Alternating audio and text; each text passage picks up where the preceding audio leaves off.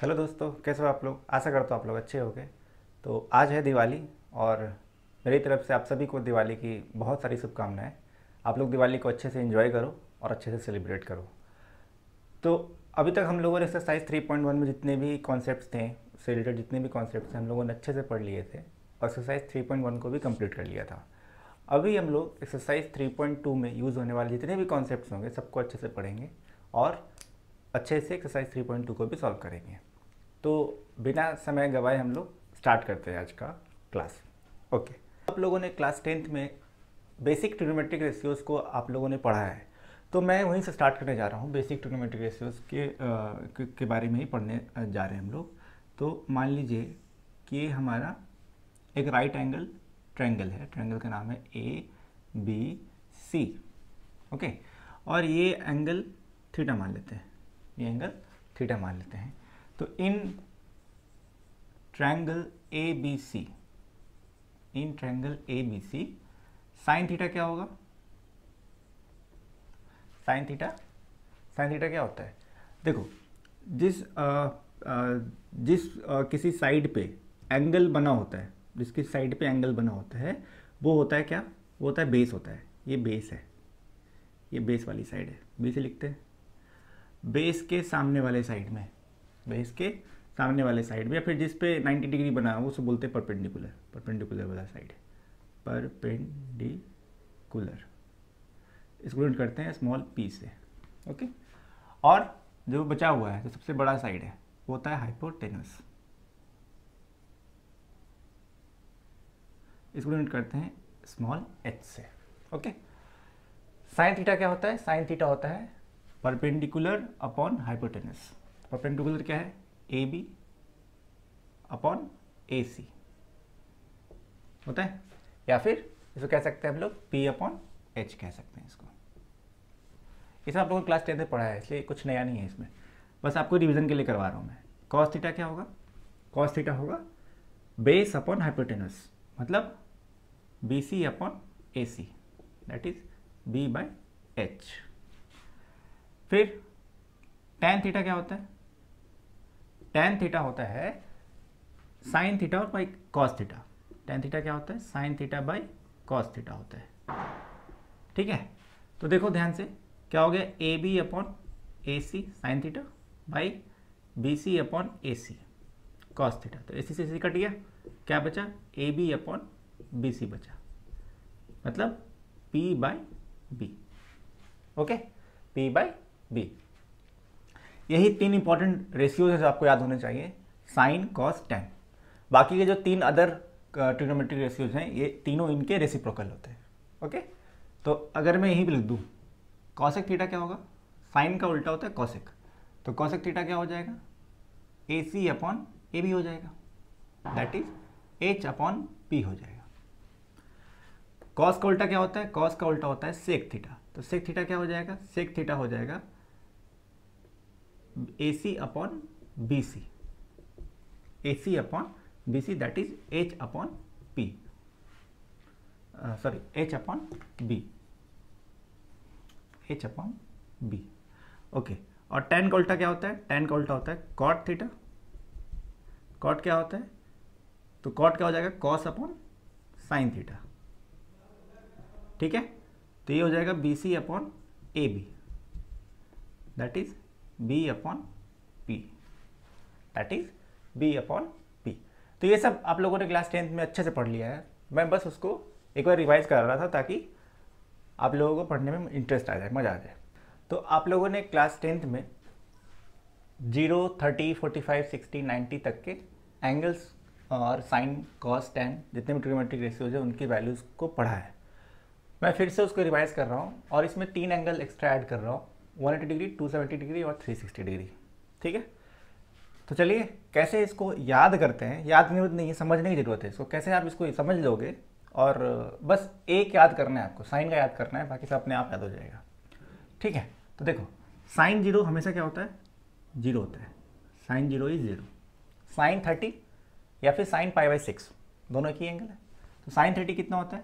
ये होता है 1/2, 1/2। साइन 45 क्या होता है? साइन 45 होता है 1/√2। साइन 60 कितना होता है? साइन 60 होता है √3/2। साइन 90 कितना होता है? साइन 90 होता है 1। साइन 180 होता है 0। साइन 270 होता है -1 एंड साइन 360 होता है 0। बस आपको साइन का याद करना है और कहानी खत्म। साइन का याद करना है और कहानी खत्म हो जाएगा आपका। देखो अब देखो ये cos 0 कितना है? cos 0 होता है हमेशा 1। कैसे आया सर? देखो मैं क्यों बोल रहा था कि साइन याद करो। देखो साइन का 90 तक याद कर लो आप, और 90 से यहाँ से उल्टा याद करो, उल्टा लिखना शुरू कर दो। 1 यहाँ पे देखो √3/2, √3/2 यहाँ आ जाएगा। cos 30 is √3/2। cos 45 1/√2 ही होगा। इसके बाद ये आया फिर ये आया। फिर cos 60 कितना होगा? cos 30 जो sin 30 था उतना होता है cos 60, तो 1/2। एंड cos 90 कितना हो जाएगा? cos 90 हो जाएगा 0। cos 90 is 0। cos 180 कितना होगा? cos 180 होगा -1। cos 270 कितना होगा? cos 270 होगा 0। एंड cos 360 कितना होगा? 360 होगा 1। ठीक है, ओके। अब tan का तो कुछ करना ही नहीं है। tan sin बाई cos होता है, tan sin अपॉन cos होता है। तो 0/1, किसी भी नंबर को 0 से डिवाइड करने से क्या होगा?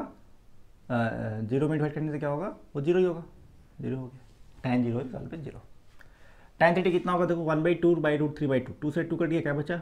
1/√3 बचा। tan 45 कितना होता है? tan 45 is always 1। tan 60 कितना होता है? tan 60 होता है, देखो 2 से 2 कट गया, क्या बचा? √3 बचा। अब कोई भी नंबर में जब 0 को डिवाइड कर दोगे तो वो अनडिफाइंड हो जाता है, वो चीज़ अनडिफाइंड हो जाती है या फिर इन्फिनिटी हो जाती है। तो इसको तुम अनडिफाइंड लिख लो, अनडिफाइंड। अब अनडिफाइंड बच्चे में पढ़ते थे, 10th क्लास में पढ़ते थे, अब थोड़े बड़े हो गए तो इसको थोड़ा सा अच्छे टर्म में अच्छे तरीके से समझो। इसको कहते हैं इन्फिनिटी। अनडिफाइंड का मतलब हो गया इनडिफिनिटी। Okay okay. tan 180 कितना होता है? tan 180 भी 0 होता है। tan 270 कितना होगा? tan 270 होगा, डिवाइड करो -1/0, फिर भी 0 से डिवाइड हो गया तो क्या होगा? इन्फिनिटी। और 360 कितना होगा? 0/1, 0 होगा। ओके ओके, क्लियर है? चलो कॉसेक में आओ। कॉसेक क्या होता है? साइन का उल्टा। साइन का उल्टा मतलब, उल्टा का मतलब 1 से डिवाइड करना है, मतलब 1 रेसिप्रोकल निकालना है। 0 का रेसिप्रोकल 1/0 हो जाएगा, मतलब इन्फिनिटी हो गया।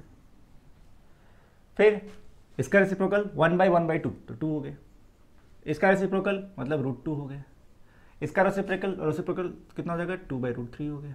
1 का रेसिप्रोकल 1 ही होता है। 0 का रेसिप्रोकल क्या होगा? 0 का क्या होगा? इन्फिनिटी होगा। -1 का रेसिप्रोकल -1 ही होगा, और 0 का रेसिप्रोकल इन्फिनिटी हो जाएगा। ठीक है। सेक कॉस का उल्टा, उल्टा मतलब रेसिप्रोकल, तो 1 का रेसिप्रोकल 1, √3/2 का मतलब 2/√3, फिर √1/√2 का मतलब √2 हो गया। एंड इसका कितना हो जाएगा? 2 हो गया। और ये 0 का मतलब 1/0 मतलब इन्फिनिटी हो गया। एंड -1 का उल्टा -1 हो गया, और 0 का उल्टा फिर से इन्फिनिटी, और 1 का उल्टा 1। ठीक है। कॉट tan का उल्टा है, या फिर cos बाय साइन कर लो। कॉट का क्या करेंगे? tan का उल्टा है, फिर cos बाय साइन करेंगे। चलो tan का उल्टा मतलब 0 का रेसिप्रोकल 1/0, 1/0 इज ऑलवेज इन्फिनिटी, तो cot 0 इन्फिनिटी हो गया। ओके ठीक है। उसके बाद cot 30 कितना होगा? तो tan 30 was 1/√3, तो cot 30 कितना हो जाएगा? √3। फिर cot 45 कितना होगा? ये भी 1 ही रहेगा। cot 60 कितना हो जाएगा? 60 हो जाएगा 1/√3। एंड cot 90 कितना होगा? देखो अब ध्यान से देखिए, 1/0 इज इन्फिनिटी, 1/0 इज इन्फिनिटी। तो अगर मैं इन्फिनिटी को इस साइड ले आऊँ, 0 को उस साइड भेज दूँ, तो 1/∞ क्या होगा? 1/∞ क्या होगा? 0 होगा, है ना। जब 1/0 इज इन्फिनिटी, तो अगर जब मैं इन्फिनिटी को इधर ले आया, 0 को उधर भेज दिया, तो 1/∞ क्या हो जाएगा? 0 हो जाएगा। तो देखो इन्फिनिटी का रेसिप्रोकल दैट इज 1/∞ क्या होगा? 0। फिर आगे बढ़ो, 0 मतलब 1/0 इज ऑलवेज इन्फिनिटी। फिर इन्फिनिटी का रेसिप्रोकल 0, फिर 0 का रेसिप्रोकल इन्फिनिटी। तो इस तरीके से तो 0 से 360 डिग्री तक आपने साइन, कॉस, टैन, कॉसेक, सेक, कॉट सबकी वैल्यूज़ को समझ लिया है। और आप लोगों से आप लोग क्या करो, इसको आप लोग इसको अब कॉपी कर लो अपने कॉपी में, नोटबुक में। बच्चों अब हम लोग डिस्कस करेंगे ग्राफ्स के बारे में। सारे ट्रिग्नोमेट्री फंक्शंस के हम लोग ग्राफ्स डिस्कस करने जा रहे हैं। तो पहले देखिए साइन एक्स का ग्राफ है, यहाँ पे कॉस एक्स का है, ये टैन एक्स का है, कॉट एक्स का है। कॉसेक और सेक के बाद हम लोग करने वाले हैं। पहले देखिए साइन एक्स में जब हम लोग एंगल्स की वैल्यूज़ लिख रहे थे तो हम लोगों ने एक चीज़ नोटिस किया था कि साइन की जो मैक्सिमम वैल्यू थी, और उसको छोड़ देते हैं, पहले देखते हैं। साइन 0 डिग्री 0 होती है, इसलिए 0 है यहाँ पे। साइन 90, तो ये कितना होगा, ये होगा 90 डिग्री, दैट इज π/2। तो देखिए साइन 90 पे कितना है, 1। ठीक है, तो ध्यान से देखने पर चल रहा है कि साइन 0 से 90 की ओर, जैसे जैसे 0 से 90 की ओर जाएंगे तो साइन की वैल्यू बढ़ती है। क्यों बढ़ती है, क्योंकि देखिए साइन 0 होता है, साइन 30 1/√3 1/2 होता है, साइन 45 1/√2 होता है, साइन 60 √3/2 होता है, और साइन 90 1 होता है। मतलब 0 से 90 के बीच में, 0 से 90 वजह से बढ़ेंगे हम लोग, तो साइन की वैल्यू बढ़ेगी, साइन की वैल्यू बढ़ती है। फिर 90 से जैसे ही हम लोग 180 के पास जाएंगे साइन की वैल्यू घटती है, और 180 पे कहाँ कितना पे, 0 पे आ जाती है। मतलब 0 से 90 साइन की वैल्यू बढ़ी और 90 से फिर 180 तक वैल्यू इसकी घटी। तो इस तरीके से इसका पूरा कर्व बनता है। फिर 90 से ये 3π/2 होगा, यहाँ पे 3π/2, यहाँ पे इसकी वैल्यू -1 होगी 3π/2 पे। फिर इसकी वैल्यू बढ़ के पाई से 3π/2 घटेगी, फिर 3π/2 से 2π तक बढ़ेगी, बढ़ के फिर 0 होगी, और फिर यहाँ पे 2π से ये कितना होगा, ये होगा आपका 5π/2 450 डिग्री 5π/2। फिर यहाँ से 2π से 5π/2 तक बढ़ेगी, फिर 5π/2 से 3π तक घटेगी। तो हम लोगों ने एक बात नोटिस किया कि 0 डिग्री हो, पाई हो, 2π हो या 3π हो, इसके आगे 4π भी होगा, या फिर -π है, -2π है, हर पे देखो साइन की वैल्यू 0 हो रही है।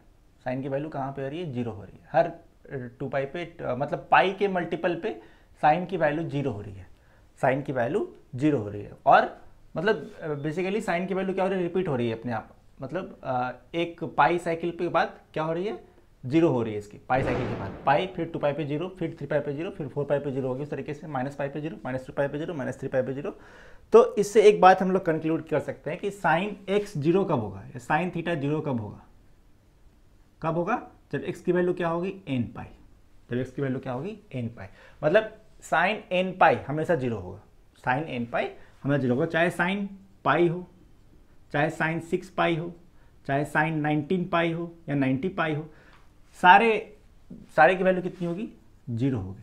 क्योंकि हमने ये कंक्लूड किया ग्राफ को देख के कि पाई के मल्टीपल पे साइन की वैल्यू हमेशा क्या हो रही है, 0। तो अगर साइन x इक्वल टू 0 है, तो अगर तुमसे पूछे कि x की वैल्यू बताइए, तो x की वैल्यू में पता क्या चल जाता है कि हम लोग क्लास 10 में से पढ़े थे कि साइन x इक्वल टू 0, तो साइन 0 कब आती है, तो इसको देखते हैं साइन x इक्वल टू 0 मतलब साइन 0 पे 0 आती है, तो x की वैल्यू 0 डिग्री। ठीक, ये तो एक वैल्यू में निकाला। तो लेकिन साइन देखो तो रिपीट हो रही है अपने आप रिपीट कर रही है अपने फंक्शन। साइन एक ऐसा फंक्शन है जो रिपीट होती है, पीरियोडिक फंक्शन है। तो कब ये 0 होगा, अगर ये पूछे तुमसे, तो उसे कहते हैं जनरल सोल्यूशन। कब 0 होगा, तो nπ पे 0 होगा। ठीक है, तो n क्या है यहाँ पे, n इज इंटीजर। तो ये इंपॉर्टेंट पॉइंट है इस ग्राफ से हम लोग को ये कंक्लूजन हुआ कि साइन x इक्वल टू 0 होगा। तो 0 कब होगी, जब x इक्वल टू nπ होगा, where n is integer, n is an integer. Clear है ये पॉइंट, चलो बढ़िया। ठीक है, इस तरीके से कॉस पे आइए, साइन एक्स का ग्राफ बहुत सिंपल है, बहुत क्लियर है। 0 पे 0 और मैक्सिमम कितना पे होगा, π/2 पे 1, और मिनिमम कितना होगा 3π/2 पे -1। मतलब इससे पता चल रहा है कि इससे एक बात और हमने नोटिस की है कि साइन की मैक्सिमम वैल्यू पूरा देखो, पूरे ग्राफ में क्या 1 से इसकी वैल्यू बढ़ रही है, नहीं बढ़ रही है। तो इससे हम लोग ये भी कंक्लूड किए कि साइन की मैक्सिमम वैल्यू कितनी होगी, 1, और मिनिमम वैल्यू कितनी होगी, -1। तो इसके बाद मैं तो बताने वाला हूँ डोमेन और रेंज, तो उससे पता चल जाएगा कि डोमेन और क्या होता है, रेंज क्या होता है, मैं बताऊंगा। चलिए साइन का ग्राफ बहुत सिंपल था, क्लियर हो गया होगा। अब कॉस पे ग्राफ पे आते हैं, ठीक है।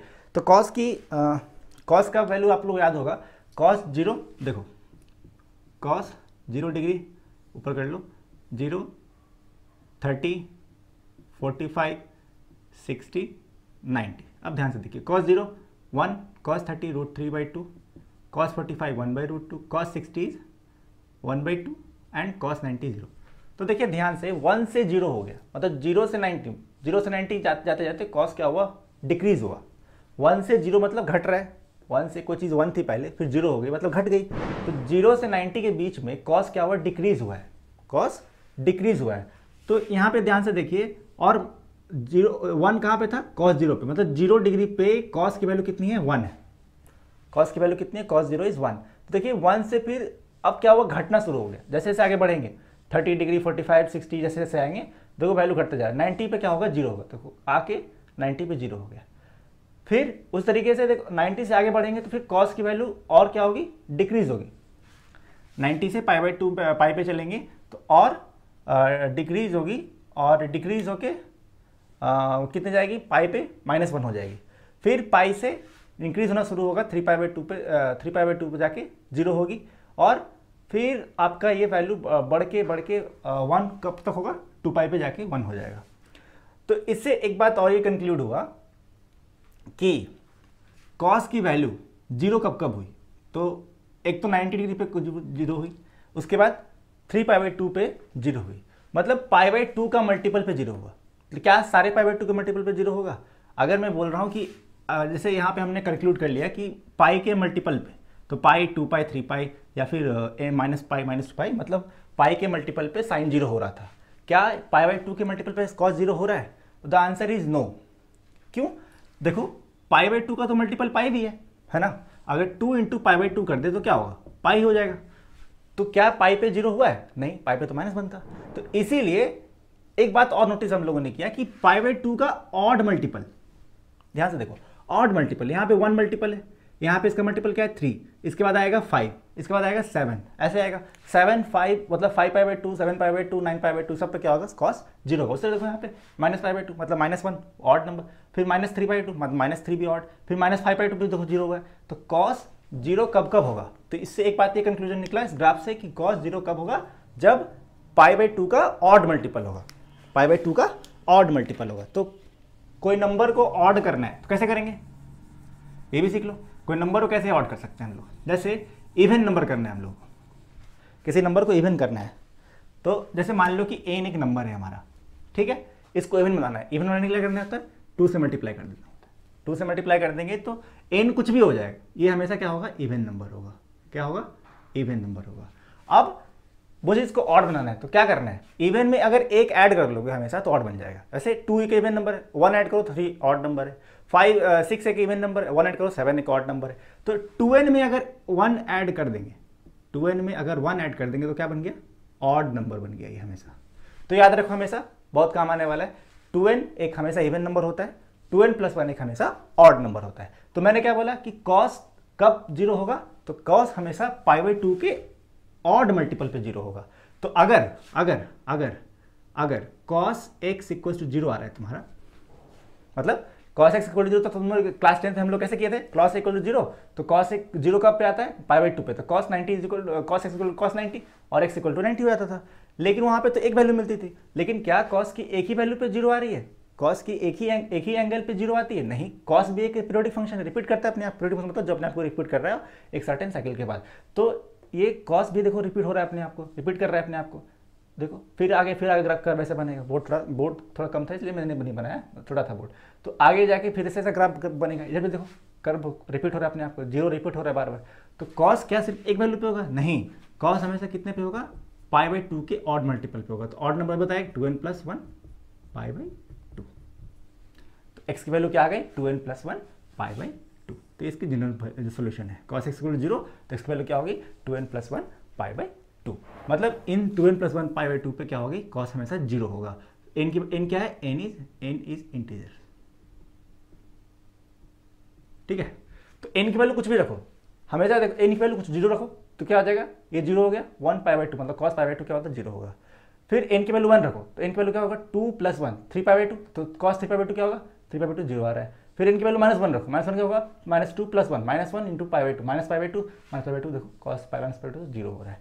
तो ये इसका जनरल सोल्यूशन आ गया। जैसे sin x 0 कब होगा जब x = nπ, और cos x 0 कब होगा जब x = 2n + 1 π/2 पे।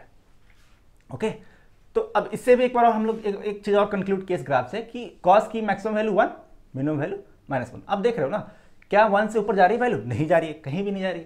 तो cos की मैक्सिमम वैल्यू 1 हुई और मिनिमम वैल्यू -1 हुई। ठीक है, तो cos और sin बहुत सिंपल है, दोनों बहुत आइडेंटिकल भी है, लेकिन बस इतना फर्क है कि sin 0 पे यहाँ पे 0 स्टार्ट होगा, लेकिन cos 0 पे 1 से स्टार्ट होगा। बस यही कर्व है इसका। ठीक है, अच्छा अब देखो, अब इसे कर्व पे आते हैं हम लोग, tan के कर्व पे आते हैं, tan x के कर्व पे आते हैं। अब ध्यान से देखिए tan की वैल्यूज अगर मैं लिखूं, tan की वैल्यूज लिखूं तो tan यहाँ पे 0 30 60 45 कर लो 60 एंड 90, तो 0 पे tan 0 इज 0,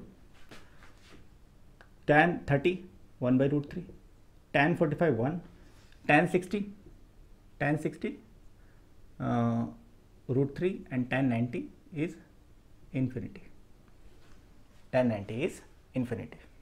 अब ध्यान से देखिए यहाँ पे tan की वैल्यू लगातार बढ़ती जा रही है, 0 से 90 तक बढ़ती जा रही है, और 90 पे क्या होगा जाके इन्फिनिटी किसी ने नहीं देखा है। इन्फिनिटी को नंबर लाइन पे प्लॉट करते हैं तो क्या होता है, एक रे बना देते हैं, उसको बोलते हैं कि वो इन्फिनिटी है। तो अगर मैं बोलूँ इन्फिनिटी मतलब ये ऊपर चला जा रहा है, ऊपर जा रहा है, मतलब इन्फिनिटी मतलब बहुत दूर तक जाएगा, इनफाइनाइट डिस्टेंस तक जाएगा। तो इससे ये पता चला कि tan की वैल्यू 0 से 90 तक बढ़ रही है, और 90 में कितना आ रही है, इन्फाइनाइट तक चला, 90 पे क्या होगा इन्फिनिटी तक चली जा रही है। तो देखो यहाँ पे 0 डिग्री है, 0 से इसकी वैल्यू बढ़नी शुरू हुई है, ये मान लो यहाँ पे 1/√3 होगा, यहाँ पे 1 होगा, यहाँ पे 1 कुछ भी होगा, मतलब इसकी वैल्यू बढ़ती जा रही है, और कहाँ तक जा रही है, इन्फिनिटी तक जा रही है। इसकी वैल्यू बढ़ते कहाँ तक जा रही है, इन्फिनिटी तक जा रही है। इन्फिनिटी टच नहीं होता है, इन्फिनिटी पे टच नहीं होता है, बस इन्फिनिटी पे जा रही है, π/2 पे इन्फिनिटी पे जा रही है। इस तरीके से अगर इसका नेगेटिव वैल्यूज लेंगे तो ये भी घटते कहाँ तक जाएगी, -π/2 तक। जैसे ग्राफ कैसी होगी, इस टाइप की इसकी ग्राफ हो जाएगी, इस टाइप की इसकी ग्राफ, बढ़ते हुए π/2 पे और घटते हुए -π/2 पे। तो फिर उसके बाद अगले पीरियड में भी इस तरीके से ही इसका कर्व बनता जाएगा इस तरीके का। अच्छा, tan और sin में एक सिमिलरिटी ये है कि जैसे tan 0 कब हुआ, sin कब 0 हुआ था, पाई के मल्टीपल पे। तो tan पे भी तुम गौर करोगे तो तुम्हें tan में भी दिखेगा कि 0 कब होगा, पाई के मल्टीपल पे। ध्यान से देखिए, पाई पे 0 है, 0 पे 0 है, पाई पे 0 है, 2π पे 0 है, फिर देखो -π पे 0 है। इस तरीके से tan भी हमेशा पाई के मल्टीपल पे ही 0 होता है। तो अगर यहाँ हल्का लिख दूँ, इसको लिख देता हूँ कि अगर इसको बता देता हूँ,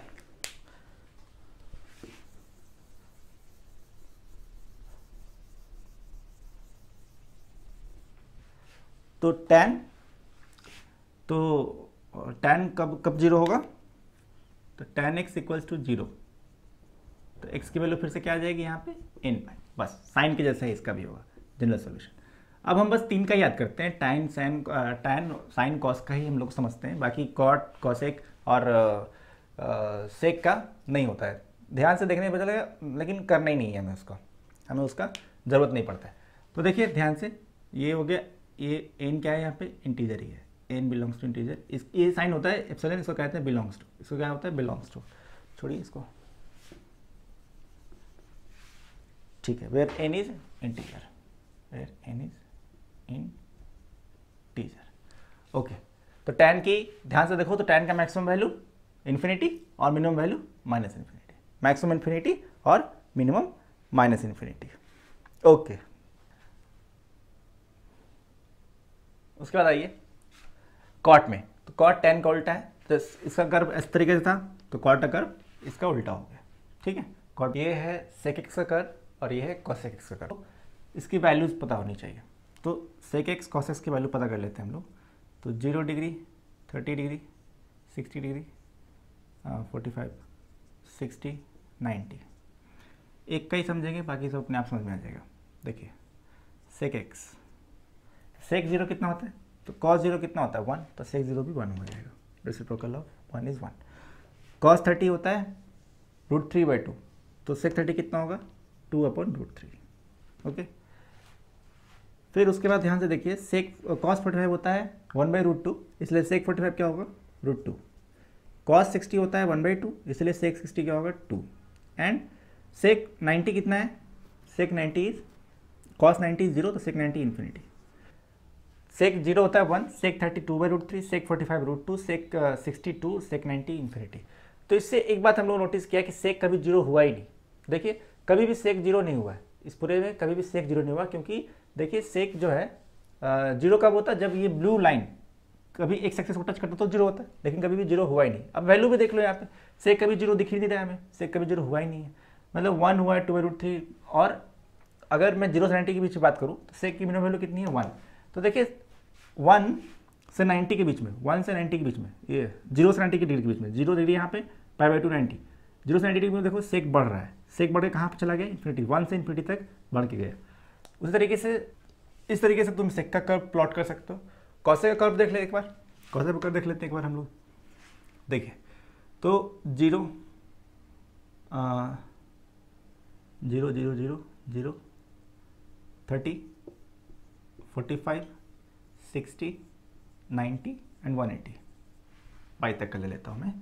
तो देखिए ध्यान से, तो सेक कॉसेक किसका उल्टा है, साइन का, साइन का उल्टा। तो साइन 0 0 होता है, तो कॉसेक 0 भी कितना होगा, कॉसेक 0 कितना होगा, 0 का उल्टा इन्फिनिटी, ठीक है। साइन 30 कितना होता है, 1/2, तो कॉसेक 30 कितना होगा, 2। साइन 45 होता है √2 1/√2, तो कॉसेक 45 इज √2। साइन 60 इज √3/2, इसलिए कॉसेक 60 कितना होगा, 2/√3। और देखिए ध्यान से, कॉसेक 90 इज, साइन 90 इज 1, तो cosec 90 is also 1। Sine 180 is 0, तो कॉसेक 180 क्या होगा, इन्फिनिटी, ठीक है। तो 0 से 180 के बीच में हम लोग कर्व बनाएंगे इस बार। तो 0 से 180 का कर्व, 0 से 180 का कर्व, ठीक है। देखो ध्यान से, 0 से 90 तक इन्फिनिटी से 1 हो गया, इन्फिनिटी बहुत बड़ा नंबर, ठीक है, वहाँ से 1 हो गया, घट के 1 हो गया। और फिर 90 से 180 तक में क्या हुआ, 1 से इन्फिनिटी, मतलब 1 से बढ़ के इन्फिनिटी चला गया। तो अगर मैं 0 से 90 का 180 का कर्व प्लॉट करूँ, बीच में 90 रखूँ, तो 0 से 90 पहले डिक्रीज हुआ, और कितना हुआ डिक्रीज होकर, 1 हुआ, मिनिमम वैल्यू उसकी भी 1 हुई 0 से 90 के बीच में। फिर 90 से बढ़ के 180 तक चला गया, 180 से बढ़ के 180 तक इंक्रीज किया। तो इस तरीके से तुम कॉसेक एक्स का भी ग्राफ प्लॉट कर सकते हो। तो हम लोग सीखते हैं कि डोमेन और रेंज क्या होता है। तो डोमेन क्या है, domain of a function F X is the set of all values for which the function is defined. और रेंज क्या बोल रहे हैं, range of the function F X is the set of all values that function F takes. अच्छा, ये तो mathematical भाषा में बताया गया कि डोमेन और रेंज क्या है। मैं आपको सिंपल भाषा में बताता हूँ कि डोमेन और रेंज क्या है। जैसे आप सबने फ्लोर मिल तो देखा ही होगा, फ्लोर मिल, इसमें हम लोग गेहूँ दाल वगैरह पीसते हैं, फ्लोर मिल देखा ही होगा ना। ऐसा रहता है, नीचे मोटर लगा होता है, और इधर से जैसे हम लोग व्हीट डालते हैं या फिर राइस डाल सकते हैं, इसमें सब कुछ, जैसे आपको फ्लोर मिलता है, ठीक है, फ्लोर मिल। तो फ्लोर मिल क्या है, फंक्शन है। फ्लोर मिल क्या है, एक फंक्शन है, ठीक है। Flour mill is a function, यही एक फंक्शन है, ठीक है। अब फ्लोर मिल में क्या क्या डालते हैं, इसमें हम डालते हैं क्या क्या, व्हीट डाल सकते हैं, राइस डाल सकते हैं, पल्सेस डाल सकते हैं, टर्मरिक भी हम लोग पीसते हैं, टर्मरिक भी डाल सकते हैं, मिर्च भी डाल सकते हैं। तो जिसका पाउडर बना सकते हैं हम लोग इस मिल से, वो सब क्या कहलाएगा, डोमेन। वो सब क्या कहलाएगा, डोमेन। फ्लोर मिल कहलाएगा function, flour mill is the function, जो फ्लोर मिल होगा फंक्शन कहलाएगा।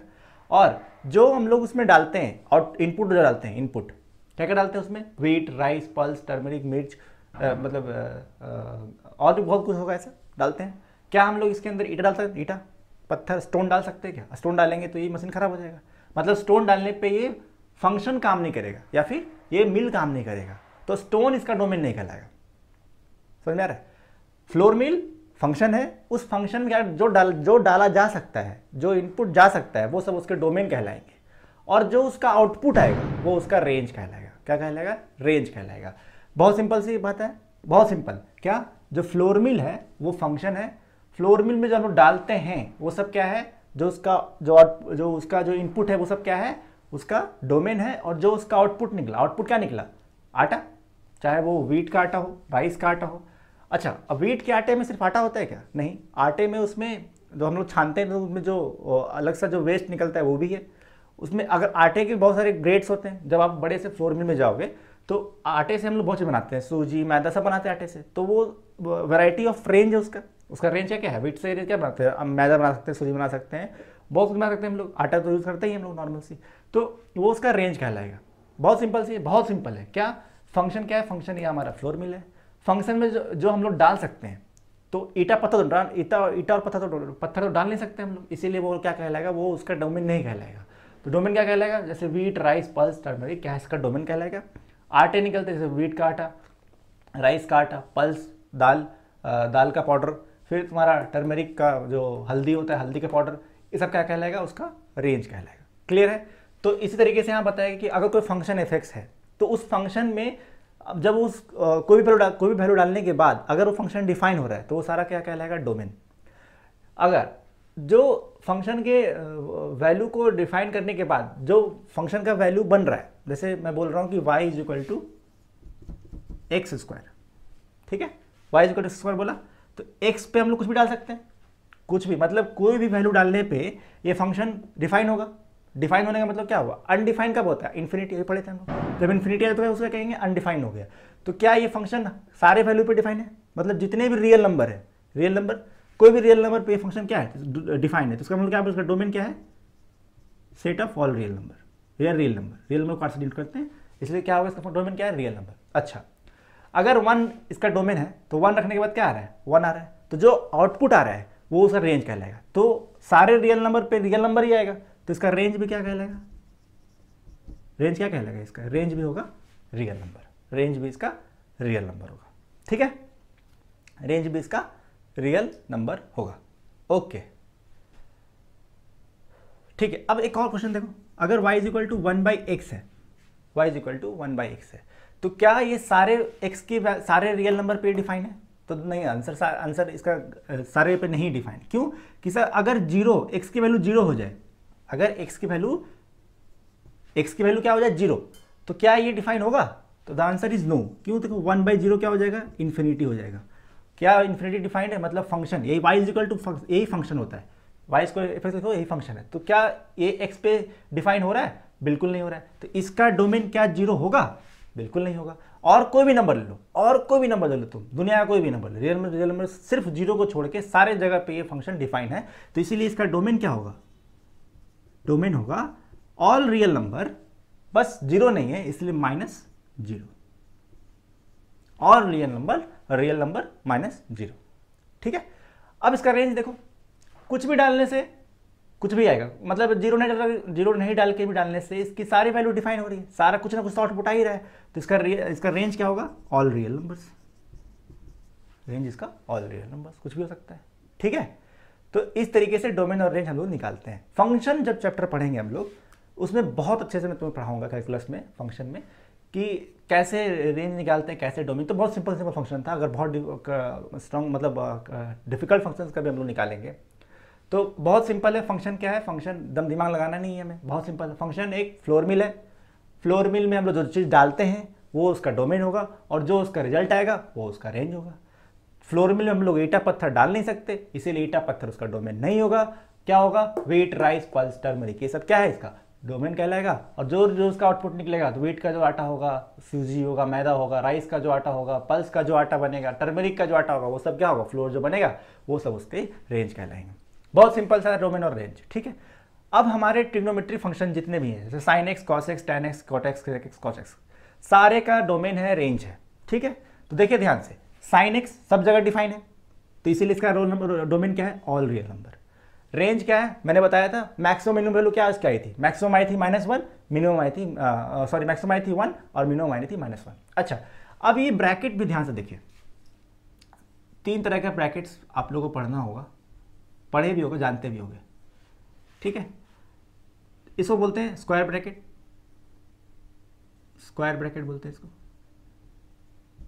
ठीक है। इसको बोलते हैं ब्रेसेस या ब्रेसेस ब्रैकेट बोलते हैं इसको। इसको बोलते हैं राउंड ब्रैकेट, इसको कर्ली ब्रैकेट ही बोलते हैं, ठीक है। राउंड ब्रैकेट है ये, और इसको पैरेंथेसिस भी बोलते हैं, और पैरेंथेसिस भी बोलते हैं इसको, पैरेंथेसिस भी बोलते हैं इसको। ठीक है, तो देखिए ये इस दोनों ब्रैकेट को हम लोग यूज़ किए हैं इसमें, एक ब्रैकेट ये और एक ब्रैकेट ये। ठीक है, इस ब्रैकेट का मतलब होता है जो वैल्यू के साथ पास लगा हुआ ब्रैकेट, इसका मतलब वो वैल्यू उस फंक्शन उसमें इंक्लूडेड है। इसका मतलब क्या हुआ, इंक्लूडेड है, मतलब वो वैल्यू भी है इंक्लूडेड। और इसको तो नहीं कि इसका मतलब वो एक्सक्लूडेड, इसको हम लोग बहुत अच्छे से पढ़ेंगे जब हम लोग सेट्स पढ़ रहे होंगे, उससे बहुत अच्छे से बताऊंगा मैं तुम्हें, या फंक्शन जब पढ़ेंगे तो अच्छे से बताऊंगा। अभी के लिए तो समझो कि ये इंक्लूडेड होता है और इसका मतलब होता है एक्सक्लूडेड। ठीक है, तो देखिए साइन एक्स का डोमेन क्या हो गया, ऑल रियल नंबर, और इसका रेंज हो गया -1 से 1, मतलब -1 भी होगा और 1 भी होगा। साइन की वैल्यू -1 भी होती है, 1 भी होती है, इसलिए हमने ये ब्रैकेट लगाया। ठीक है, अगर -1 नहीं होती तो हम ये ब्रैकेट लगाते, अगर -1 नहीं होती तो हम लोग ये ब्रैकेट लगाते, दैट इज राउंड ब्रैकेट लगाते। ठीक है, उसी तरीके से कॉसेस का डोमेन क्या है, ऑल रियल नंबर्स, और रेंज क्या है तुम्हारा -1 से 1। tan x range real number में से 2n + 1 π/2। ध्यान से देखोगे तो tan का ग्राफ, तो ध्यान से देखिए tan का ग्राफ π/2 या फिर -π/2 या फिर 3π/2 इस पर डिफाइन नहीं हो रहा है। डिफाइन नहीं हो रहा मतलब इन्फिनिटी की ओर जा रहा है, तो मतलब जहां पे फंक्शन डिफाइन नहीं होगा वो उसका डोमेन नहीं होगा, मैंने बताया था। तो देखो π/2 पे फंक्शन डिफाइन नहीं हो रहा है, 3π/2 पे फंक्शन डिफाइन नहीं होगा, 5π/2 पे फंक्शन डिफाइन नहीं होगा, इसीलिए तो वो सब क्या है, ऑड मल्टीपल ऑफ π/2 पे ये फंक्शन डिफाइन नहीं है। तो अगर मैं इसका डोमेन लिखना चाहूंगा tan का, तो क्या होगा, सारे रियल नंबर सिर्फ ऑड मल्टीपल ऑफ π/2। तो देखो सारे real number minus odd multiple of π/2 इसका डोमेन कहलाएगा। और रेंज क्या होगा, रेंज तो सब कुछ आ रहा है, आउटपुट सब कुछ आ रहा है ना, 0 भी आ रहा है, 1 भी आ रहा है, 2 भी आ रहा है, इन्फिनिटी सब कुछ आ रहा है, इसलिए इसका रेंज क्या हो गया, ऑल रियल नंबर्स। उस तरीके से cot x n π पे डिफाइन नहीं होता है, इसलिए इसका रेंज डोमेन क्या हो गया, r - n π, और रेंज क्या हो गया, r।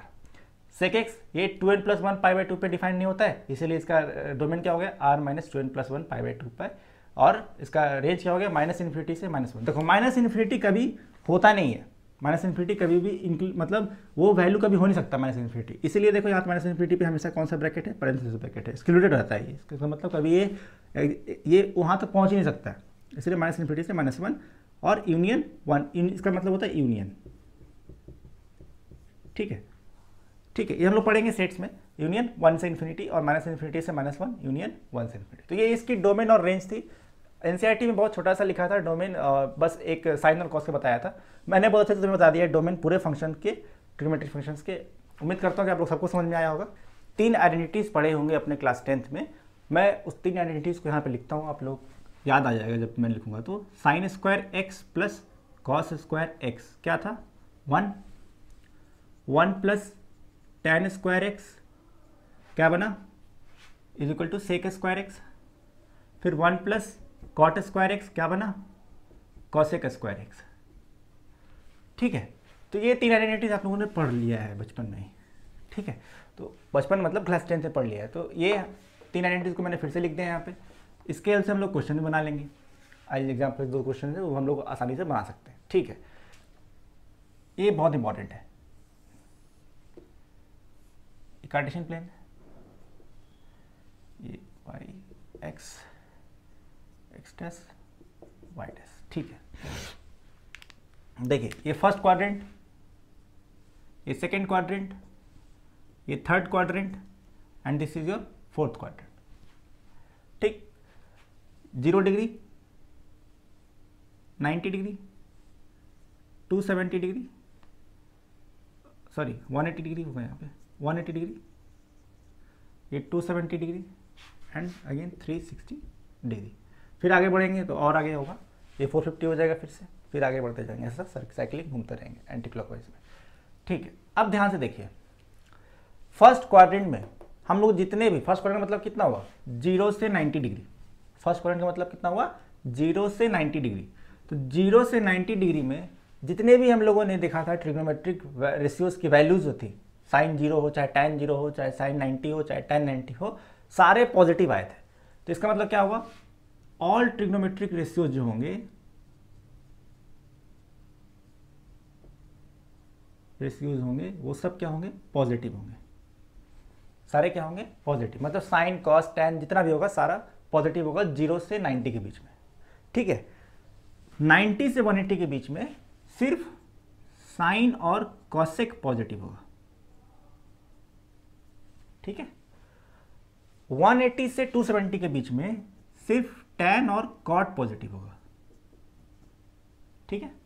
और बाकी जो साइन और कॉसेक को छोड़ देंगे तो क्या, कॉस, सेक, टैन, कॉट, ये सारे यहाँ पे 90 से 180 के बीच में नेगेटिव होंगे।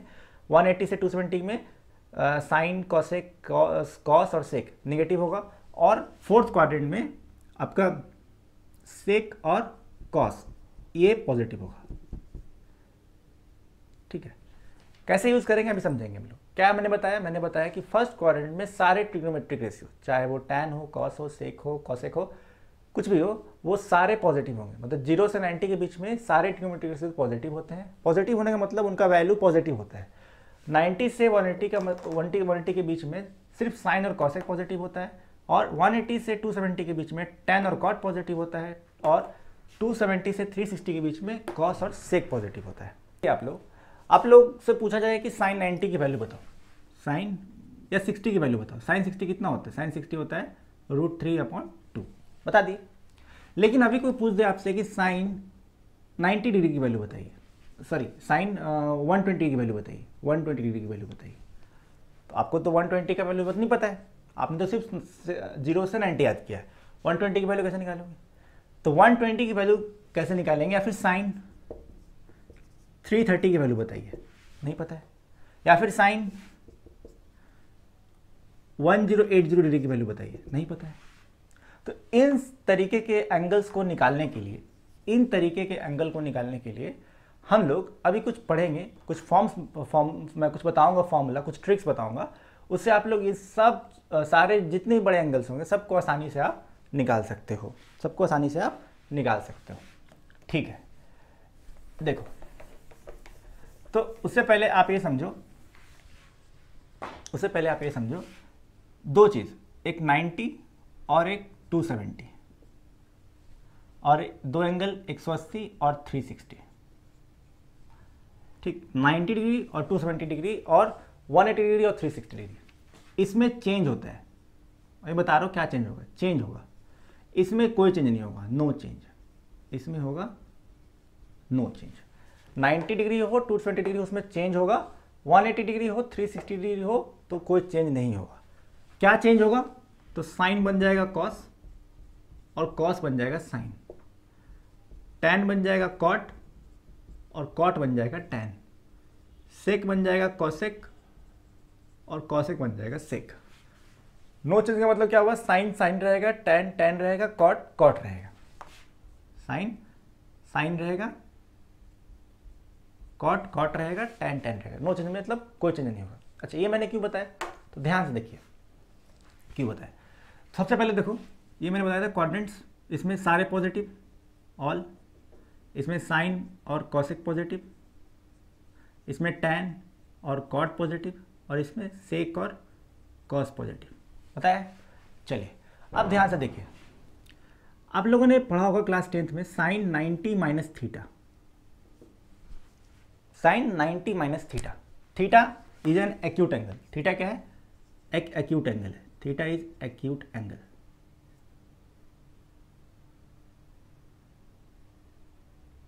एक्यूट एंगल, थीटा क्या है? एक्यूट एंगल है, ठीक है।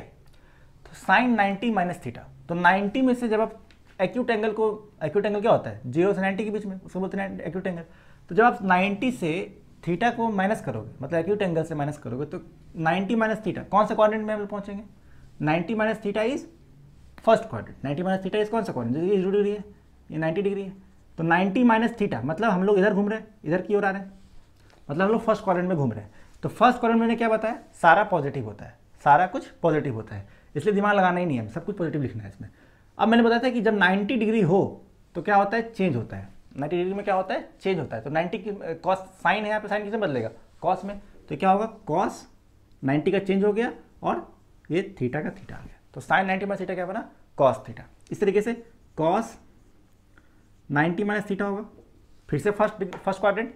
पहले हम लोग एंगल समझेंगे, एंगल कौन से क्वाड्रेंट में लाई कर रहा है, एंगल कौन सा क्वाड्रेंट में लाई कर रहा है? फर्स्ट क्वाड्रेंट में लाई कर रहा है। तो कॉस 90 माइनस थीटा क्या होगा? सर साइन थीटा होगा। 90 में चेंज होता है, इसलिए साइन कॉस बदला साइन में थीटा, और साइन क्या होगा पॉजिटिव, क्योंकि ये फर्स्ट क्वाड्रेंट में आगे पॉजिटिव मतलब फर्स्ट क्वाड्रेंट में।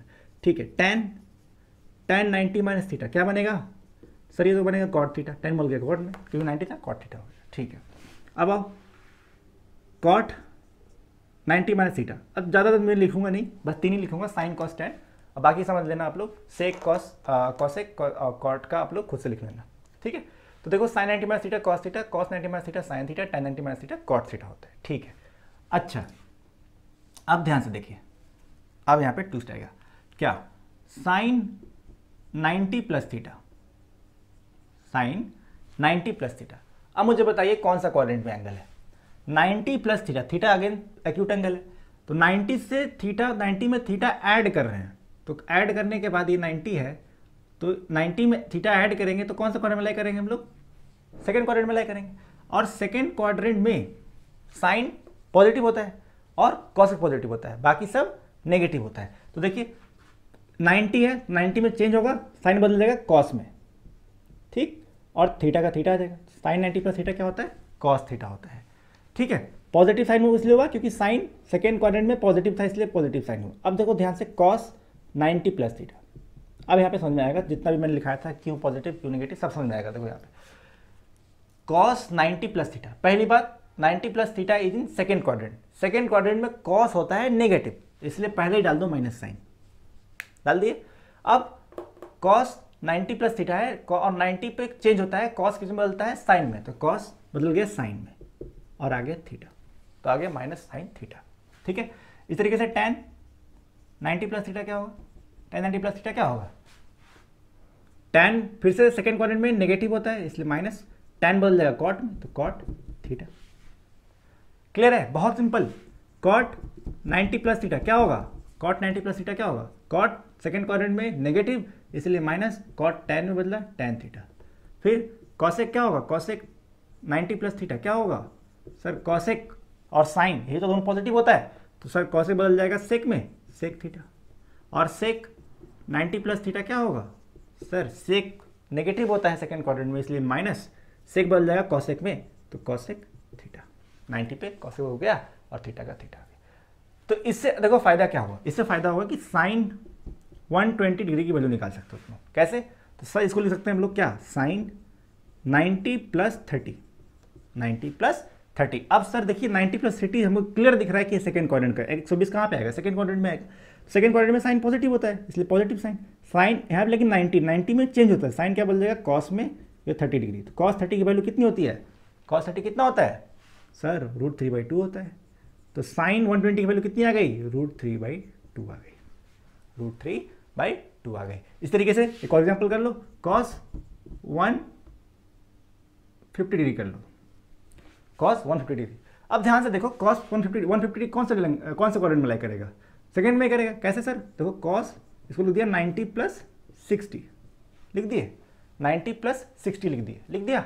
अब ध्यान से देखिए कॉस 90 प्लस 60 क्या होगा, कॉस 90 प्लस 60 मतलब सेकंड क्वाड्रेंट, सेकंड में कॉस नेगेटिव तो पहले माइनस साइन डाल दो, 90 में चेंज होता है तो कॉस बन जाएगा साइन में, साइन और थीटा आ जाएगा 60 डिग्री, तो साइन 60 कितना होता है, साइन 60 होता है √3/2, तो माइनस √3/2 इसका आंसर आ गया, कितना आ गया, माइनस √3/2। तो इस तरीके से तुम सेकंड क्वाड्रेंट में लाए जितने भी एंगल सब कुछ निकाल सकते हो बाय यूजिंग दिस फॉर्म, बहुत सिंपल फॉर्म है। ठीक है, अब हम लोग और आगे बढ़ते हैं, हम लोग थोड़ा और आगे बढ़ते हैं, चलो एक और बताता हूँ तुम्हें,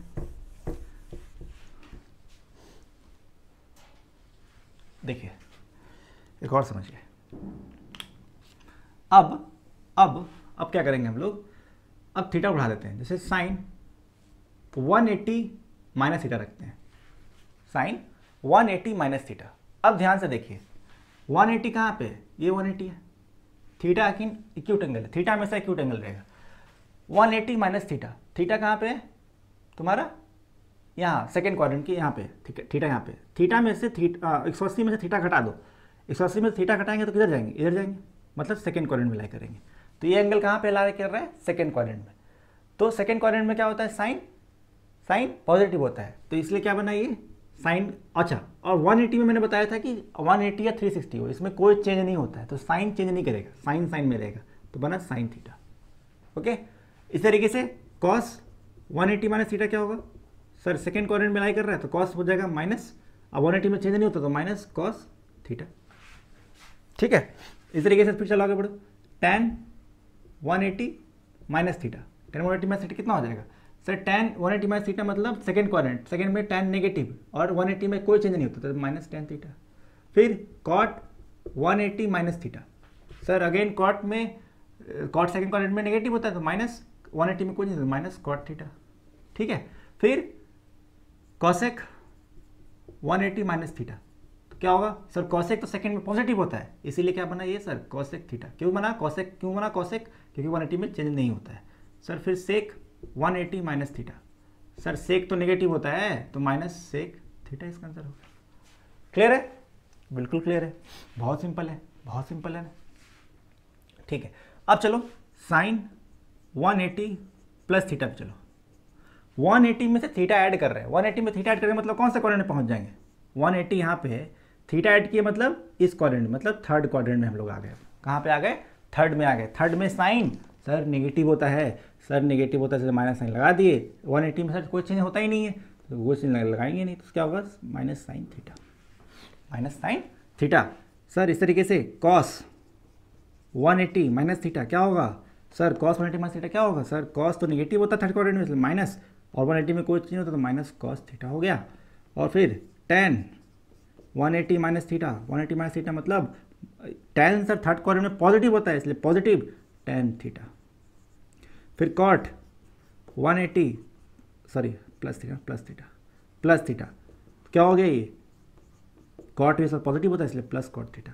फिर cosec, cosec 180 plus theta, sir cosec तो थर्ड क्वाड्रेंट में नेगेटिव होता है इसलिए माइनस कॉसेक थीटा हो गया। 180 में कोई चेंज नहीं हो रहा है। सेक 180 प्लस थीटा, सर सेक भी नेगेटिव होता है इसलिए माइनस सेक थीटा। ठीक है, ठीक है भैया, ये फर्स्ट क्वाड्रेंट था, ये सेकंड क्वाड्रेंट, ये भी सेकंड क्वाड्रेंट, ये थर्ड क्वाड्रेंट आ गए हम लोग। अब चलो अब एक और लेते हैं हम लोग।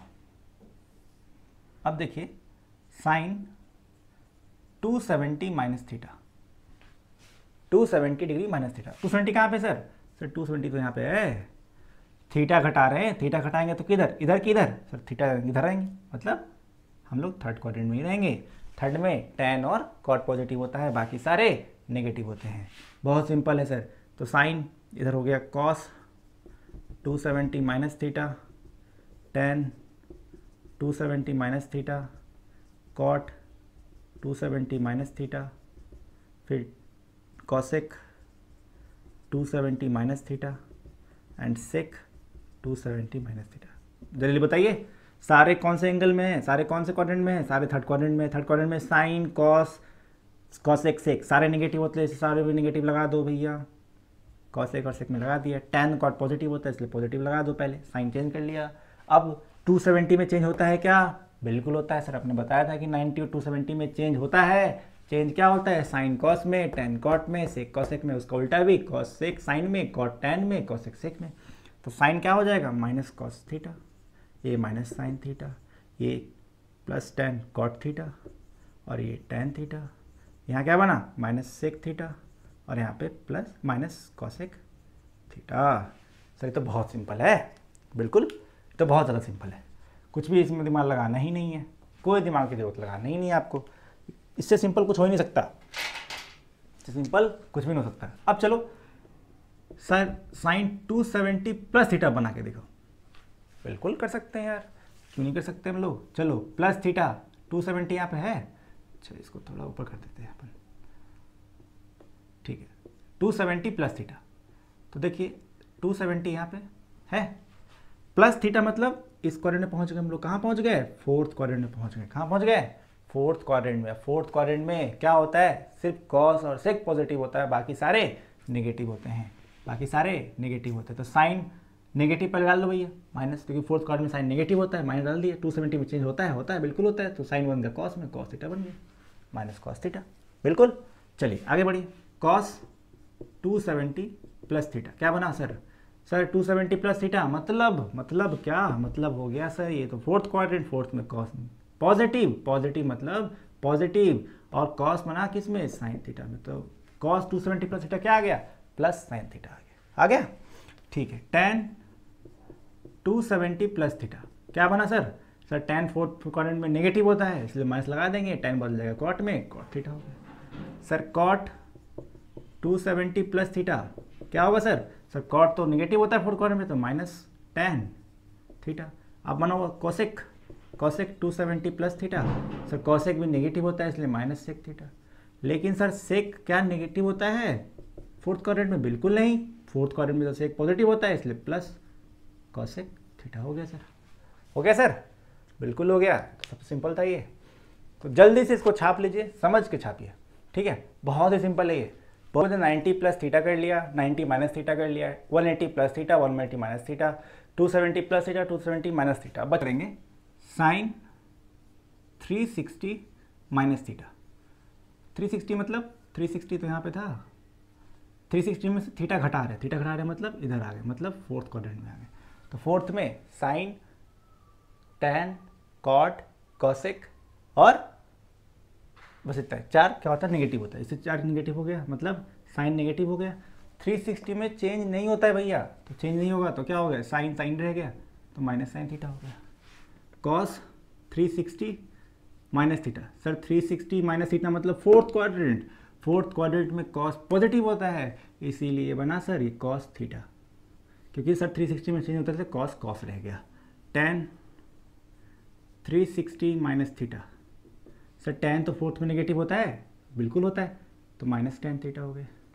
फिर cot 360 minus theta, sir cot तो नेगेटिव होता है इसलिए माइनस कॉट थीटा। फिर कॉसेक 360 माइनस थीटा क्या हो गया सर? ये minus cosec theta. And cot 360 minus theta क्या हो गया सर? माइनस नहीं होगा सर, ये कॉट सॉरी आप कॉस होगा ना, ये कॉस तो सर पॉजिटिव होता है इसीलिए कॉस थीटा हो गया। बिल्कुल समझ में आ गया? बिल्कुल सिंपल है सर, बहुत सिंपल है। चलिए अब आगे देखिए, एक last sine 360 plus theta, last है, इससे ज़्यादा कुछ नहीं है। 360 प्लस थीटा, ठीक है। 360 प्लस थीटा मतलब कौन सा क्वाड्रेंट सर? 360 तो यहाँ पे है, प्लस कर दिए तो यहाँ पहुँच गए। कहाँ पहुँच गए? फर्स्ट में, फिर से फर्स्ट में मतलब 90 माइनस थीटा वाला केस, तो बिल्कुल है सेम सर। तो कैसे करेंगे? साइन सारा पॉजिटिव, इसमें कुछ दिमाग लगाना ही नहीं है, 360 में कुछ चेंज होना नहीं है तो सब सेम आ जाएगा सर। साइन थीटा आ गया तो कॉस 360 प्लस थीटा, सब तो प्लस ही होने वाला है तो इस भी कॉस थीटा। माइनस प्लस का झंझट ही खत्म, क्योंकि फर्स्ट क्वाड्रेंट में आ गया, फर्स्ट में माइनस प्लस का झंझट खत्म। चलो अब बना टैन 360 प्लस थीटा, सर ये तो सर टैन थीटा होगा, बिल्कुल।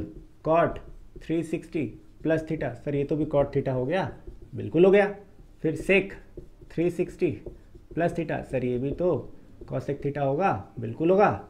और कॉसेक 360 प्लस थीटा, सर ये भी तो सेक थीटा होगा, बिल्कुल हो गया। तो इस तरीके से हम लोगों ने सारे एंगल्स को देख लिया कि अगर 360 प्लस थीटा होगा, कॉसेक होगा तो क्या होगा इसकी वैल्यू? तो सेक थीटा होगा, ठीक है।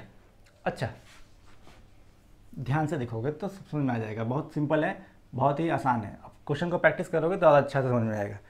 ओके ठीक है, हम लोगों ने इतनी बात कर ली,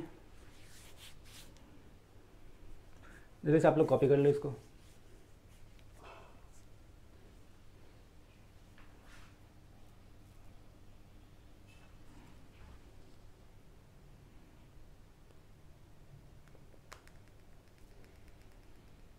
ठीक है, अच्छा अब ध्यान से देखिए, एक चीज़ भी आपको बताता हूँ यहाँ पे क्या, कि अगर साइन माइनस थीटा हो, साइन माइनस थीटा, तो माइनस क्या होता है? बाहर निकल जाता है, माइनस बाहर आ गया, माइनस साइन थीटा, ठीक है। अगर कॉस माइनस थीटा हो तो कॉस क्या करता है? माइनस को खा जाता है, तो माइनस को खा गया तो क्या बचा? कॉस थीटा बचा। टैन माइनस थीटा क्या होगा? टैन भी माइनस को बाहर निकाल देगा तो minus cot theta, sorry minus tan theta, minus tan theta. फिर कॉट माइनस थीटा, तो कॉट भी क्या करेगा? माइनस को बाहर निकाल देगा तो minus cot theta. Cosec minus theta, cosec भी क्या करेगा? माइनस को बाहर निकाल देगा, minus cosec theta. Sec minus theta, sec minus को खा जाएगा तो क्या बचेगा? Sec theta. तो ये एक पॉइंट करके लिख लो भैया कहीं। तो देखिए ये है एग्जाम्पल नंबर 6 और क्वेश्चन है कि if cos x equals to -3/5 और बोला है कि x लाइज इन और बोला है कि x lies in third quadrant, ठीक है। तो find the values of other 5 trigonometric functions. मतलब कि क्या बोला है कि जो एंगल x एंगल है, एंगल कहाँ पे लाई कर रहा है, जो थीटा है जो x है कहाँ पे लाई कर रहा है, थर्ड क्वाड्रेंट में। अब थर्ड जैसे ही हम लोग सुन लिए कि थर्ड क्वाड्रेंट में काम एंगल है तुम्हारा, तो बाकी के जो तुम्हारे ट्रिग्नोमेट्रिक फंक्शंस होंगे 5, उसमें से देखो थर्ड में हाँ, तो देखिए एक क्वेश्चन है एग्जांपल नंबर 6। क्वेश्चन क्या बोल रहा है कि if cos x equals to -3/5 x lies in third quadrant find the values of other 5 trigonometric functions, ठीक है।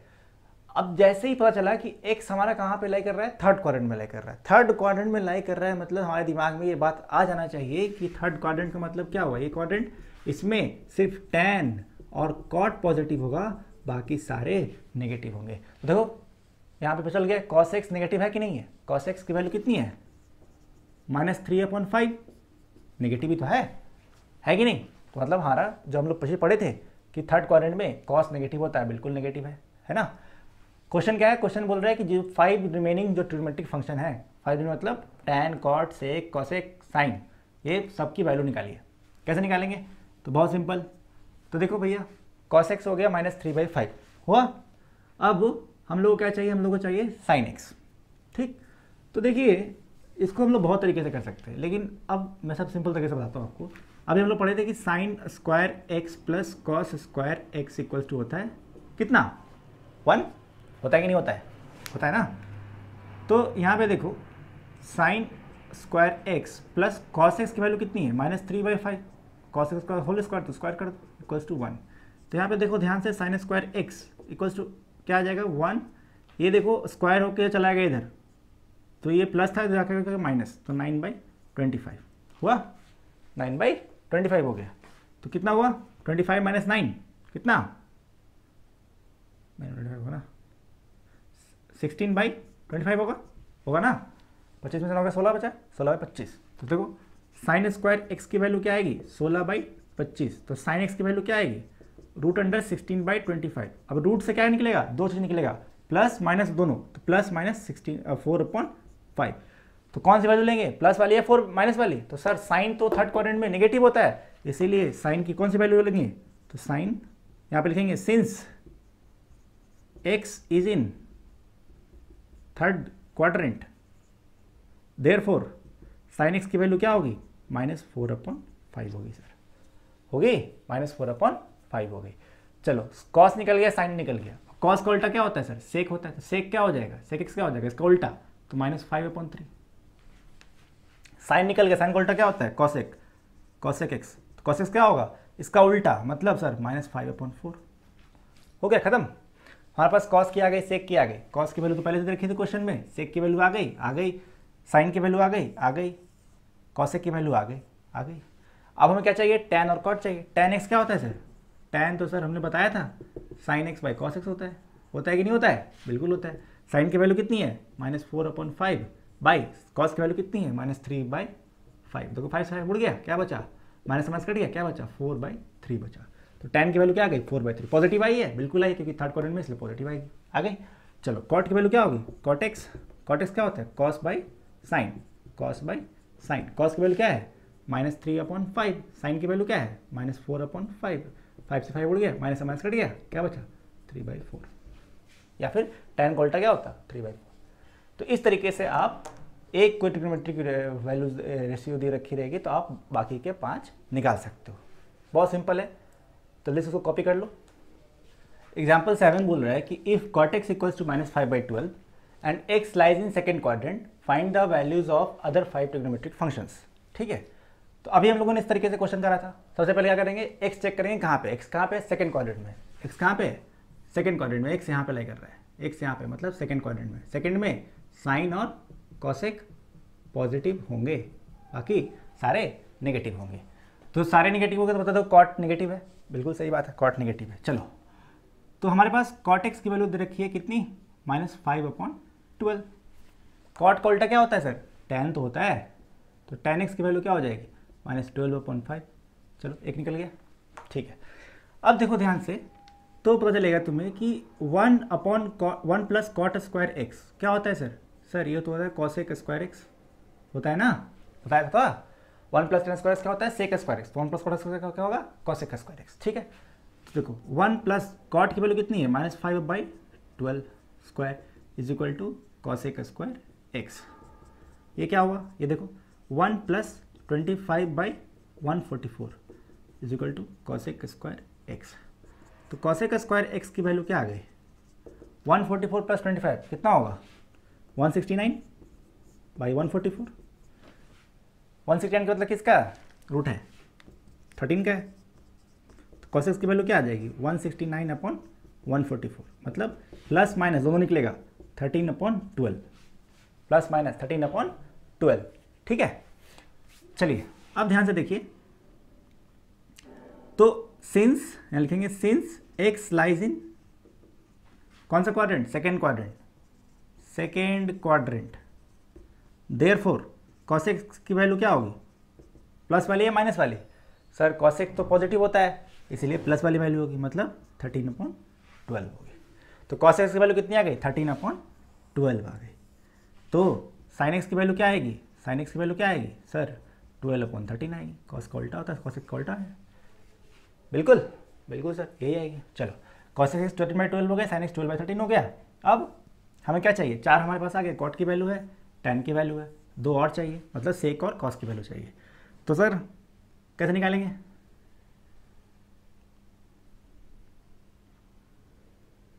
तो देखो tan x क्या होता है?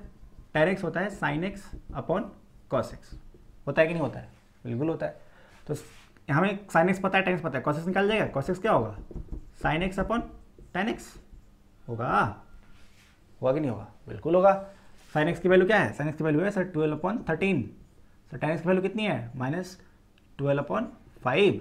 तो सर देखो ध्यान से, ये 12 से 12 कट गया, 5 चला गया ऊपर, तो आ गया -5/13, बिल्कुल आएगा, 5/13 आ गया।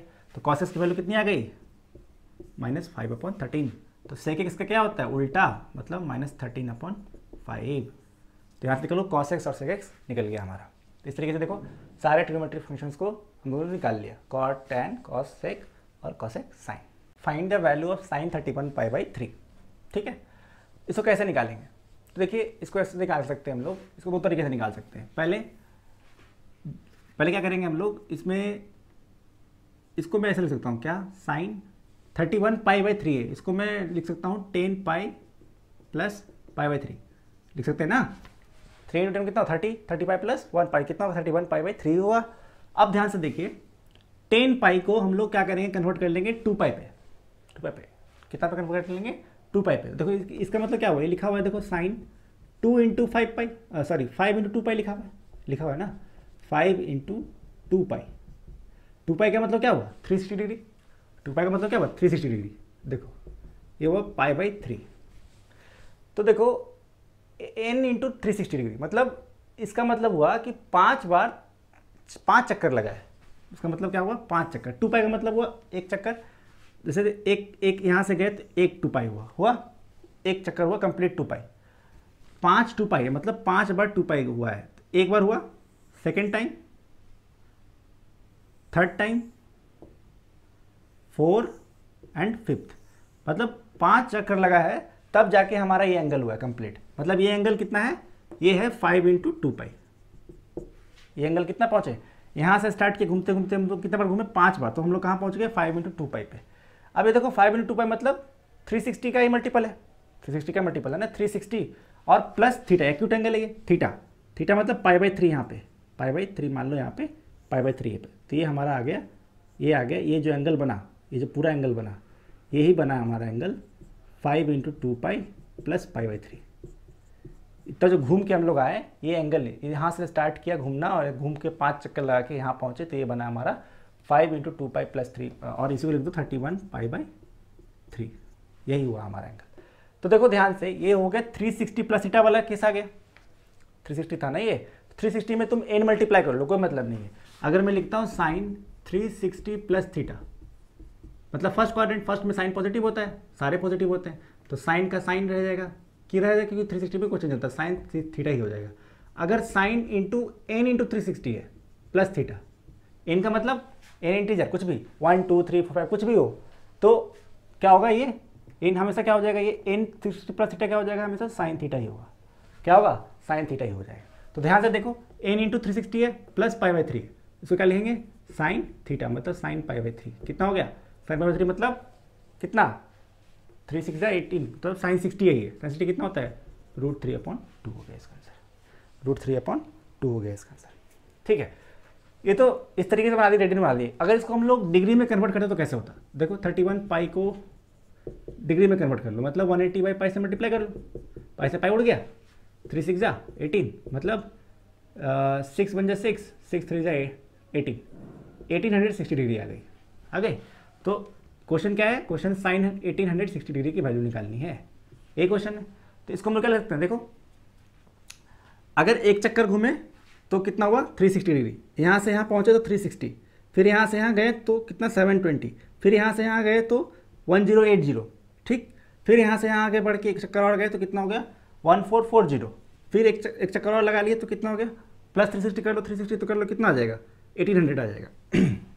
मतलब हमारा साइन यहाँ पे हम लोग को दिख भी रहा है कि 5 बार ध्रुव पाई घूमेंगे, मतलब 5 × 360, तो हम कहाँ पहुँच जाएंगे, प्लस 60। देखो 5 × 360 करो, कितना पहुँच जाएगा, देखो 5 1 505, 5 30, 5 15 प्लस 3 कितना हो गया 1800, 1800 प्लस 60 कितना हो गया 1860। तो मैंने बताया कि n पाई हो तो उससे मतलब नहीं होगा, ये चेंज नहीं होगा, साइन 60 रह जाएगा। साइन 60 कितना हो जाएगा, √3/2। तो तुम इसको रेडियन में कन्वर्ट करके बना लो या फिर डिग्री में कन्वर्ट करके बना लो, आंसर सेम ही आने वाला है। चक्कर का मामला समझ में आया, 2 पाई मतलब 1 2 पाई मतलब होगा एक चक्कर कंप्लीट 1 राउंड, 2 पाई मतलब होगा 2 कंप्लीट 2 राउंड, मतलब एक बार स्टार्ट किया फिर एक बार और गया, तो 2 मतलब 2 × 360 मतलब 720 डिग्री हो गई तुम्हारा। अगर जैसे तुमको बोल दे कि 720 डिग्री प्लॉट करके दिखाओ, इसका मतलब हुआ कि 720 कैसे प्लॉट करेंगे, 720 कैसे प्लॉट करेंगे, देखो ये हुआ 360 डिग्री हुआ, प्लस 360 कितना हो गया 720 हुआ। अगर मान लो बोल दिया कि 750 डिग्री बताइए, 720 यहाँ पहुँच गए, 30 ऊपर और चलो, 30 यहाँ मान लो 30 यहाँ पे, तो ये हो गया तुम्हारा 750 डिग्री। ये कितना हो गया 750 डिग्री। तो इस तरीके से आप इसको बना सकते हैं। तो साइन n 360 प्लस थीटा हो तो साइन थीटा ही होगा, कॉस भी सब में वही होगा, कहानी कोई चेंज नहीं होगा, ये सब फर्स्ट क्वाड्रेंट में होगा, फर्स्ट क्वाड्रेंट में नो चेंज होता है। ठीक है, तो find the value of cos -1710 degree. तो देखिए मैंने आपको बताया था कि कॉस माइनस थीटा हो तो कॉस क्या करता है, थीटा माइनस को खा जाता है, तो क्या बचेगा कॉस थीटा बचेगा। तो कॉस अगर -1710 डिग्री है तो क्या हो जाएगा, कॉस 1710 डिग्री ही होगा, माइनस कॉस खा गया।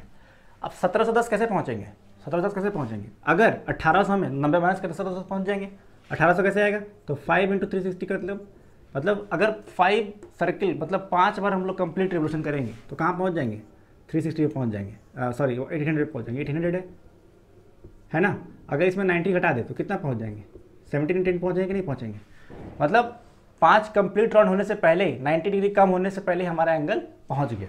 तो देखो एक कंप्लीट राउंड, 2 3 4 और 5, यहीं पे देखो हमारा एंगल आ गया कितना 1710 डिग्री आ गया। तो देखो मैंने बताया था कि cos n × 360 minus theta, 360 minus theta मतलब फोर्थ क्वाड्रेंट में कॉस पॉजिटिव और 360 में चेंज नहीं होता तो कॉस थीटा ही आएगा।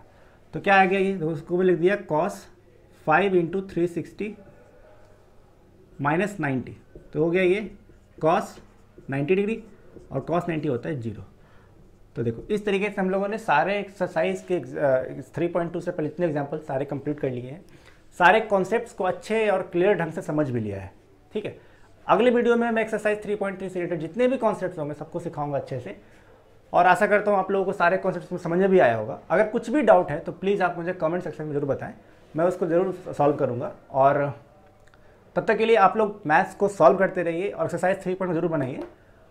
मिलते हैं फिर अगले वीडियो में। जय हिंद।